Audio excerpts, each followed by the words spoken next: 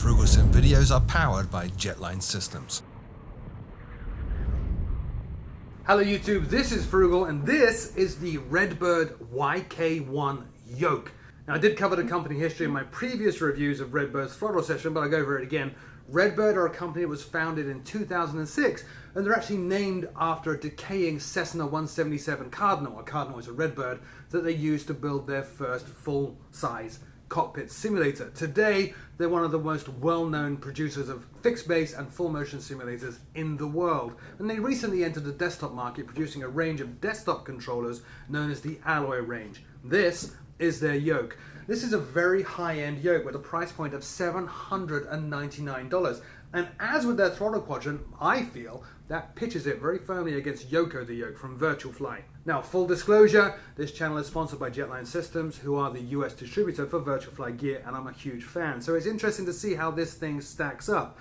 Well, let's go to all the features. First of all, it is the typical size of a normal high-end yoke. So you have a very long base back here, and it does require clamping to your desk. The clamping system here bolts onto the side of the yoke and allows you to attach it on top of or underneath your desk. As with the throttles though, whichever way you mount it, you're still losing desk space. If you mount it underneath your desk, then these clamps and these arms are on top, taking away your desk space. If you mount it on top of your desk with the clamps underneath, then obviously the yoke itself takes up your desk space.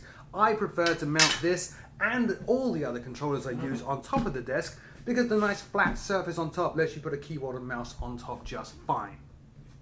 In terms of use and controls, the yoke is extremely high-end. There is no center detent. Well, there is a spring back to center, but when you're actually using it, you don't feel that center detent, which I believe, and in my opinion, makes for an extremely high-quality yoke. There's a lot of yokes out there where you feel, okay, now I'm at the center, and now I'm going out of center. You feel that notchiness. Because this one and other ones like Yoko the Yoke don't have that, you end up with an extremely smooth operation of the aircraft. It's very easy to roll right all the way through to roll left and get a very smooth transition of the aircraft while you're flying because you're not fighting that notch in the middle.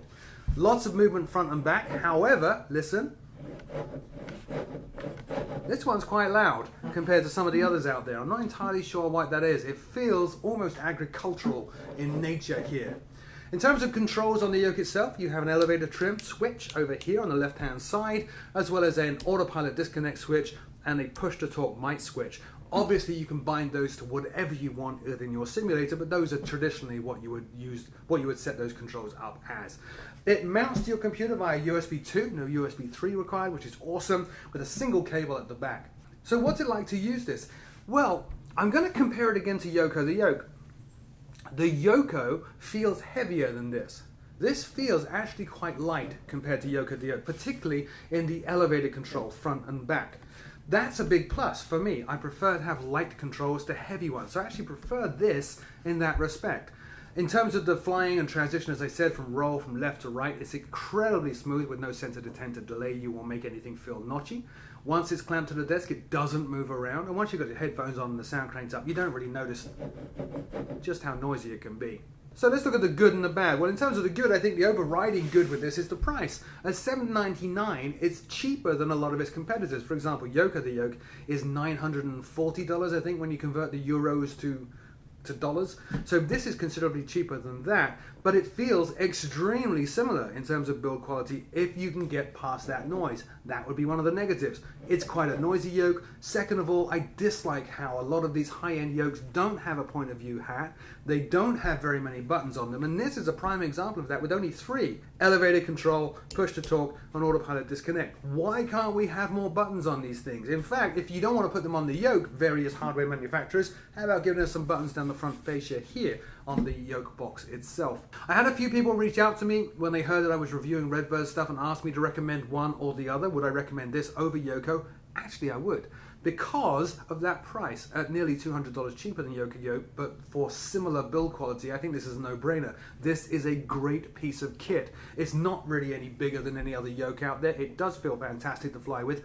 You're not going to go wrong if you have that kind of money to spend on desktop and home simulated controls. This is a great bet.